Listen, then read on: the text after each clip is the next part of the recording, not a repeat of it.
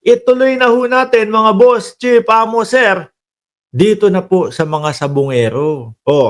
Yung kahapon ho, mga bossing, yung kahapon ho, habang nagsasalita po si alias Totoy, pagkatapos magsalita ni alias Totoy, mga kababayan, naglabas na po ang kampo ni Atong Ang, mga bossing, ng statement on allegation made by alias Totoy. Ito na nga po.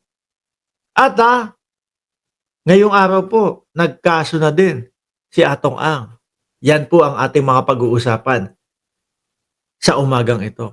Businessman and gaming industry tycoon Charlie Atong Ang is set to file a formal complainant affidavit before the office of the Mandaluyong City Prosecutor Arthur Magpantay at 9 a.m. tomorrow morning. The complaint will be against whistleblower Julie Dondon Patidongan alias Dondon and Alan Bantiles alias Brown. Aba, parang pinaghiwalay ho ito no? Kasi sa Tondo, mga kababayan, may kaibigan kami.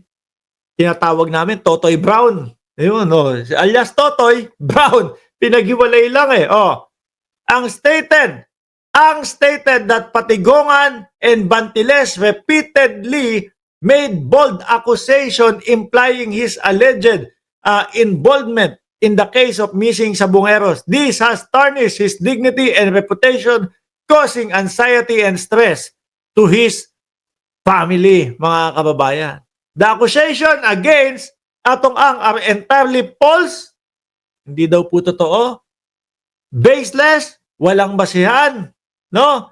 At malisyoso. He categorically and unequivocally denies any involvement in the alleged unlawful, heinous, and criminal act that have recently been reported and linked to him. Hindi ko na ho tatapusin, mga kababayan, kasi may video naman po tayo para ho dyan.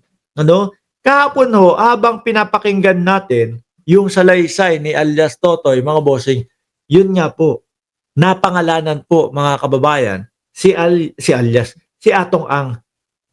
Di ba? Si Atong Ang. At Gretchen Barreto, mga bossing. Mabigat ho yan.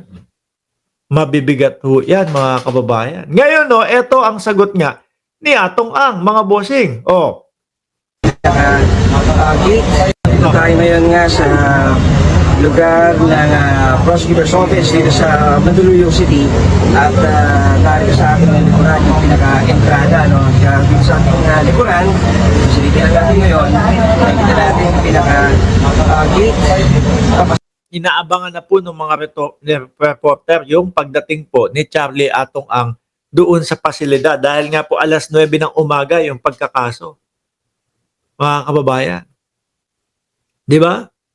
Nabanggit doon, parang may pinapapirmahan daw si Atong Ang, mga bossing, sabi po ni alias Totoy, na mag-recant, no? Si alias Totoy. Kaso po, eto. Alam niyo po kung sino ang pinaka-lawyer ni Atong Ang? Mamaya po, makikita ho natin. Ayan, inaabangan natin. So, dito sa tanggapan ito ng Mandaluyong. At ang sinasabi nga, ang oras ito, sa alas 8 na ng umaga, inaasahan na anumang oras mula ngayon ay darating na itong grupo ni sa ating si Charlie Atong Ang.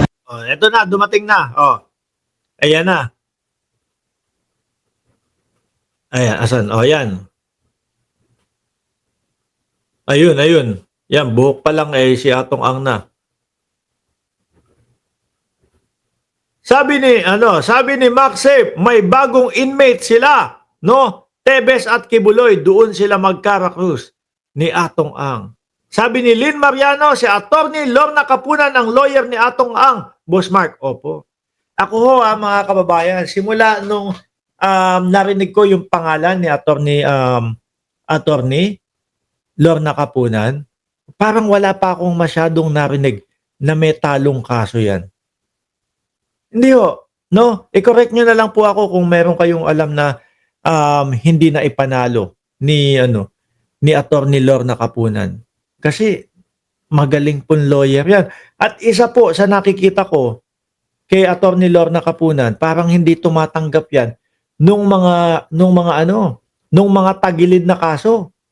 Hindi ho kagaya, naku, sino kilala niyong lawyer na halos lahat ng kaso tagilid, halos lahat ng kaso nasa loob yung kanyang mga kliyente. Sino kilala niyong ganun lawyer, mga bossing? Di ba meron? Oh, kilala niyo yun. Sabi ni R.R. Rock, si Attorney Kapunan marunong mangilatis. Yan, sa totoo yan. Oo. Yun nga po, mga kababayan, ang bigla kong naisip. No? Kasi yun nga, lalo na yung kila James Shah, puro po halos panalo eh. Di ba? Puro halos panalo po yung yung mga kaso nun eh. Oh. Lawyer ni Atong, si Lorna Katipunan. Kapunan po. Neng Gigi, si Lorna Kapunan. No, hindi Katipunan. Oh. Di ba? Halos marunong po talagang kumilatis ito at walang katalo. Hindi naman siguradong walang talo, pero siguro meron. Pero hindi yung puro talo talaga. Di po ba? At hindi ko siya nakikita na kumakampi doon sa mga talagang sabit na umaano pa, pumapalag pa. Di ba? O eto, pakinggan ho natin mga bossing. Sabi dito. Bilang ang negosyante Eto, pakinggan ho natin ito, yung kabuuan nito. ang mastermind sa kaso ng mga nawawalang sabungero. Sa eksklusibong panayam ng News 5 kay alias Totoy, sinabi niyang tatlo ang mastermind kabilang ang negosyanteng si Atong Ang. Si Atong Ang ididemanda na raw si alias Totoy. Narito ang report. Which is yun nga po yung nangyayari ngayon, ang pagdedemanda ni Atong Ang kay alias Totoy.